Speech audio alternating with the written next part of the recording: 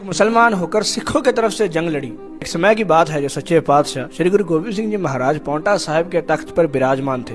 संगत आकर दर्शन कर रही थी। उतने में एक पालकी आकर वहां पर रुकती है, जिसमें से सैयद बदरुद्दीन उतरते हैं। अपने जोड़े खोलकर सदगुरु जी के दर्शन करने के लिए दरबार में जाते हैं और गुरु महाराज जी से बहुत देर तक वार्तालाप करते हैं। कहते हैं कि उस वक्त गुरु महाराज जी की उम्र सिर्फ 17 साल थी। गुरु महाराज जी के जवाबों को सुनकर वो इतने प्रभावित होते हैं कि मत्था टेक लेते हैं और अपना गुरु मान लेते हैं।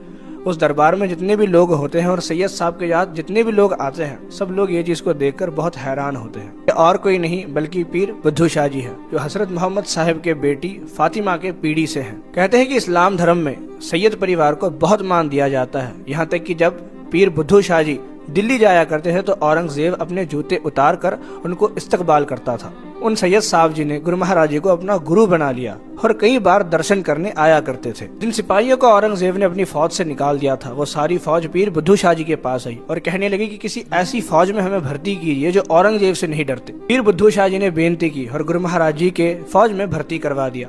समा बनकर आया, पहाड़ी राजों ने गुरु महाराज जी पर हमला करना शुरू किया। राजा भीमचंद और फतेह शाह की अगुवाई हेठ यह जंग की शुरुआत हुई। जिन पठानों को भर्ती करवाया गया था, उन पठानों को इन पहाड़ी राजों ने लालच दी, ये कहकर खरीद लिया कि जितना भी हम हिस्सा जीतेंगे उनमें से कुछ हिस्सा तुमको भी दिया जाएगा। जब ये बात गुरु महाराज जी ने पीर बुद्धू शाह जी को कही तो वो खुद जंग में हिस्सा लेने के लिए आ गए। अपने भाइयों बेटों के समेत 400 मुरीद लेकर वो जंग में शामिल हो गए। पांवटा साहिब से 6 मील की दूरी पर बंघानी के मैदान में ये जंग लड़ी जा रही थी। पीर बुद्धू शाह जी को लड़ता देख गुरु महाराज जी बड़े प्रसन्न हुए।